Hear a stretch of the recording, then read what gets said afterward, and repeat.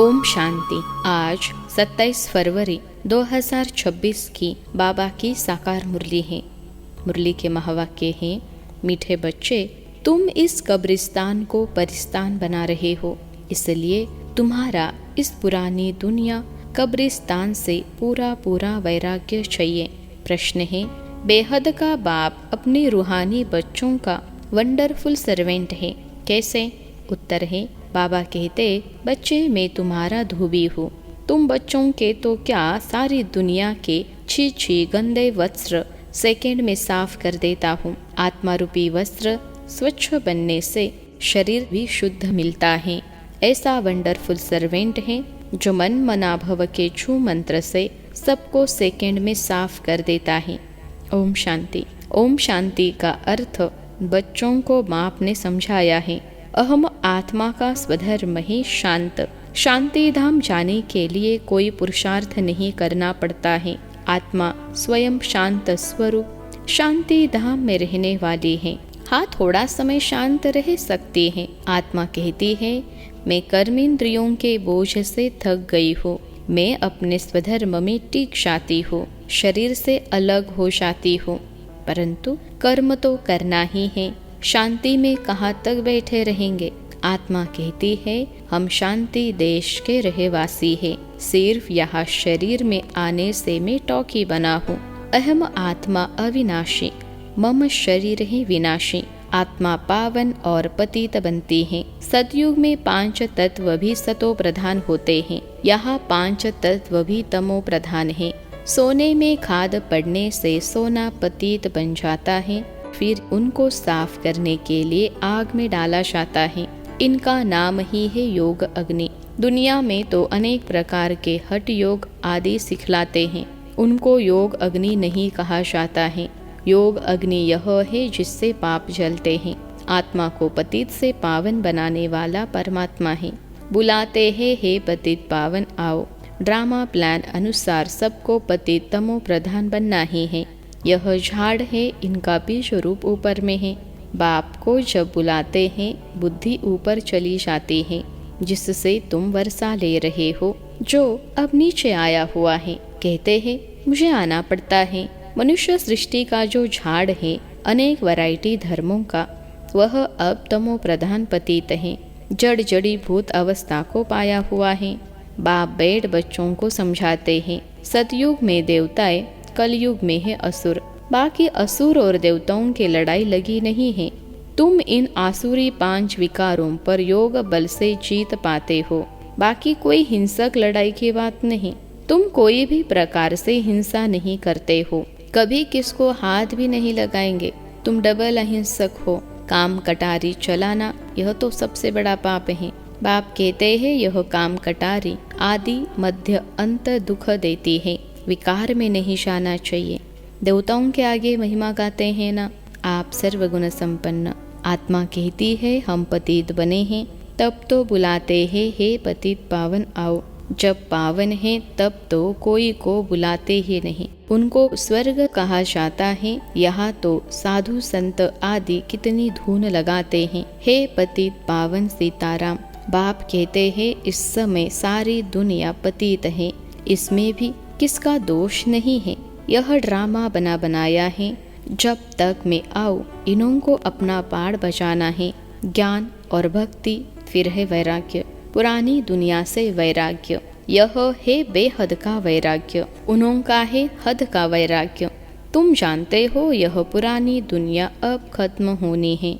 नया घर बनाते हैं तो पुराने घर से वैराग्य हो जाता है ना। बेहद का बाप कहते हैं, अभी तुमको स्वर्ग रूपी घर बनाकर देता हूँ। अभी तो है नर्क, स्वर्ग है नई दुनिया, नर्क पुरानी दुनिया। अभी पुरानी दुनिया में रहे हम नई दुनिया बना रहे हैं। पुराने कब्रिस्तान पर हम परिस्तान बनाएंगे। यही जमुना का कंठा होगा, इस पर महल बनेंगे। यही दहली जमुना नदी आदि होगी। बाकी यह जो दिखाते हैं पांडवों के किले थे, यह सब है दंत कथाएं। ड्रामा प्लान अनुसार जरूर फिर यह बनेंगे। जैसे तुम यज्ञ तप दान आदि करते आए हो, फिर भी करना होगा। पहले तुम शिव की भक्ति करते हो, फर्स्ट क्लास मंदिर बनाते हो, उसको व्यभिचारी भक्ति कहा जाता है। अभी तुम ज्ञान मार्ग में हो, यह है अव्यभिचारी ज्ञान। एक ही शिव बाबा से तुम सुनते हो, जिसकी पहली पहली तुमने भक्ति शुरू की है। उस समय और कोई धर्म होते नहीं, तुम ही होते हो। तुम बहुत सुखी रहते हो। देवता धर्म बहुत सुख देने वाला है। नाम लेने से मुख मीठा हो जाता है। तो तुम एक बाप से ही ज्ञान सुनते हो। बाप कहते हैं और कोई से न सुनो। यह है तुम्हारा अव्यभिचारी ज्ञान। बेहद के बाप के तुम बने हो। बाप से ही वर्षा मिलेगा नंबरवार पुरुषार्थ अनुसार। बाप भी थोड़े समय के लिए साकार में आया हुआ है। कहते हैं मुझे ही तुम बच्चों को ज्ञान देना है। मेरा स्थायी शरीर है नहीं, मैं इसमें प्रवेश करता हूँ। शिव जयंती से फिर झट गीता जयंती हो जाती है। उनसे ही ज्ञान शुरू कर देते हैं। यह रूहानी विज्ञा तुमको सुप्रीम रूह ही दे रहे हैं, पानी की बात नहीं। पानी को थोड़े ही ज्ञान कहेंगे। पतित से पावन ज्ञान से बनेंगे, पानी से थोड़े ही पावन बनेंगे। नदियाँ तो सारी दुनिया में है ही। यह तो ज्ञान सागर बाप आते हैं, इसमें प्रवेश कर नॉलेज सुनाते हैं। यहाँ जब कोई मरते हैं तो मुख में गंगा जल डालते हैं, समझते हैं यह जल है पतित से पावन बनाने वाला, तो स्वर्ग में चला जाएगा। यहाँ भी गौमुख पर जाते हैं। वास्तव में गौमुख तुम चैतन्य हो। तुम्हारे मुख से ज्ञान अमृत निकलता है, गौ से दूध मिलता है। पानी की तो बात नहीं, यह अभी तुमको पता पड़ा है। तुम जानते हो ड्रामा में जो एक बार हो गया है वह फिर 5000 वर्ष के बाद होगा, हुबहू रिपीट। यह बाप बेट समझाते हैं जो सभी का सदगति दाता है। अभी तो सब दुर्गति में पड़े हैं। आगे तुम नहीं जानते थे कि रावण को क्यों जलाते हैं। अभी तुम समझते हो बेहद का दशहरा होना है। सारी सृष्टि पर रावण राज्य है ना। यह सारी जो पृथ्वी है वह लंका है। रावण कोई हद में नहीं रहता। रावण का राज्य सारी सृष्टि में है। भक्ति भी आधा कल्प चलते हैं। पहले होती है अव्यभिचारी भक्ति, फिर व्यभिचारी भक्ति शुरू होती है। दशहरा, रक्षाबंधन आदि सब अभी के त्योहार हैं। शिव जयंती के बाद होती है श्री कृष्ण जयंती। अभी कृष्णपुरी स्थापन होती है। आज कंसपुरी में है, कल कृष्णपुरी में होंगे। श्री कृष्ण थोड़े ही यहाँ हो सकता। श्री कृष्ण जन्म लेते ही है सतयुग में। वह है फर्स्ट प्रिंस। स्कूल में पढ़ने जाते हैं, यह बड़ा होता है तब गद्दी का मालिक बनता है। बाकी यह रास लीला आदि वह तो आपस में खुशी मनाते होंगे। बाकी श्री कृष्ण किसको बैठ ज्ञान सुनाई यह हो कैसे सकता। सारी महिमा एक शिव बाबा की है जो पतितों को पावन बनाते हैं। तुम कोई बड़े ऑफिसर्स को समझाओ तो कहेंगे आप राइट कहती हो, परंतु वह और किसी को सुना न सके। उनकी बात कोई सुनेगा नहीं। बीके बना और सब कहेंगे इनको तो जादू लग गया है। बीके का नाम सुना बस समझते हैं यह जादू करती होंगी। थोड़ा किसको ज्ञान दो तो कह देते यह बीके जादू लगाती हैं। बस यह तो सिवाय अपने दादा के और किसको मानती नहीं। भक्ति आदि कुछ नहीं करती। बाबा तो कहते हैं किसको मना नहीं करना है कि भक्ति न करो, आपे ही छूट जाएगी। तुम भक्ति छोड़ते हो, विकार छोड़ते हो, इस पर ही हंगामा होता है। बाबा ने कहा है मैं रुद्र ज्ञान यज्ञ रचता हूँ। इसमें आसुरी संप्रदाय के विघ्न पड़ते हैं। यह है शिव बाबा का बेहद का यज्ञ जिसमें मनुष्य से देवता बनते हैं। गाया हुआ भी है, ज्ञान यज्ञ से विनाश ज्वाला प्रज्वलित हुई। जब पुरानी दुनिया विनाश हो तब तो तुम नई दुनिया में राज्य करेंगे। मनुष्य कहेंगे हम कहते हैं शांति हो, और यह भी के कहती है विनाश हो। बाप समझाते हैं यह सारी पुरानी दुनिया इस ज्ञान यज्ञ में स्वाहा हो जाएगी। इस पुरानी दुनिया को आग लगनी है। नेचुरल कैलेमिटीज भी आएगी, विनाश तो होना ही है। सरसों मुहाफिक सब मनुष्य पीसकर खत्म हो जाएंगे, बाकी आत्माएं बच जाएंगे। यह तो कोई भी समझ सकते हैं। आत्मा अविनाशी है। अभी यह बेहद की होलिका होनी है जिसमें शरीर सब खत्म हो जाएंगे। बाकी आत्माएं पवित्र बन चली जाएंगी। आग में चीज शुद्ध होती है ना, हवन करते हैं शुद्धता के लिए, वह सब है जिस्मानी बातें। अभी तो सारी दुनिया स्वाहा होनी है, विनाश के पहले जरूर स्थापना हो जानी चाहिए। किसको भी समझाओ तो पहले बोलो स्थापना फिर विनाश, ब्रह्मा द्वारा स्थापना।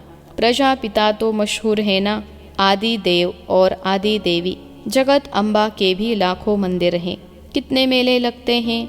तुम हो जगत अम्बा के बच्चे, ज्ञान ज्ञानेश्वरी, फिर बनेंगे राज राजेश्वरी। तुम बहुत धनवान बनते हो, फिर भक्ति मार्ग में लक्ष्मी से दीपमाला पर विनाशी धन मांगते हैं। यहाँ तो सब कुछ मिल जाता है। आयुष्मान भव, पुत्रवान भव। तुम जानते हो हमारी आयु 150 वर्ष की रहती है। बाप कहते हैं जितना योग लगाएंगे उतना आयु बढ़ती रहेगी। तुम ईश्वर से योग लगाकर योगेश्वर बनते हो। मनुष्य तो है भोगेश्वर, कहा भी जाता है विकारी, मूत पलिती कपड़ धोए। बाप कहते हैं मुझे धोबी भी कहते हैं। मैं सब आत्माओं को आकर साफ करता हूँ, फिर शरीर भी नया शुद्ध मिलेगा। बाप कहते हैं मैं सेकंड में सारी दुनिया के कपड़े साफ कर लेता हूँ। सिर्फ मन मनाभव होने से आत्मा और शरीर पवित्र बन जाएंगे। छू मंत्र है ना, सेकंड में जीवन मुक्ति। कितना सहज उपाय है। बाप को याद करो तो पावन बन जाएंगे। चलते फिरते सिर्फ बाप को याद करो, और कोई जरा भी तकलीफ तुमको नहीं देता हूँ। सिर्फ याद करना है। अभी तुम्हारी एक एक सेकंड में चढ़ती कला होती है। बाप कहते हैं मैं तुम बच्चों का सर्वेंट बनाया हूँ, तुमने बुलाया ही है। हे पतित पावन आओ, आकर हमको पावन बनाओ। अच्छा बच्चे, आया हूँ तो सर्वेंट हुआ ना। जब तुम बहुत पतित बने हो तब ही जोर से चिल्लाते हो। अब मैं आया हूँ, मैं कल्प कल्प आकर तुम बच्चों को यह मंत्र देता हूँ। मुझे याद करो तो तुम पावन बन जाएंगे। मन मना भव का अर्थ भी है मन मना भव मध्याजी भव, अर्थात बाप को याद करो तो विष्णुपुरी के मालिक बनेंगे। तुम आए ही हो विष्णुपुरी का राज्य लेने। रावणपुरी के बाद है विष्णुपुरी, कंसपुरी के बाद कृष्णपुरी। कितना सहज समझाया जाता है। बाप कहते हैं इस पुरानी दुनिया से ममत्व मिटा दो। अभी हमने 84 जन्म पूरे किए हैं। यह पुराना चोला छोड़कर हम जाएंगे नई दुनिया में। याद से ही तुम्हारे पाप कटते जाएंगे। इतनी हिम्मत करनी चाहिए। वह तो ब्रह्म को याद करते हैं, समझते हैं ब्रह्म में लीन हो जाएंगे, परंतु ब्रह्म तो है रहने का स्थान। वो लोग तपस्या में बैठ जाते हैं, बस हम ब्रह्म में जाकर लीन हो जाएंगे, परंतु वापिस तो कोई जा नहीं सकते। ब्रह्म से योग लगाने से पावन तो बनेंगे नहीं, एक भी जा न सके। पुनर्जन्म तो लेना ही है। बाप आकर सच बतलाते हैं, सचखंड सच्चा बाबा स्थापन करते हैं। रावण आकर झूठ खंड बनाते हैं।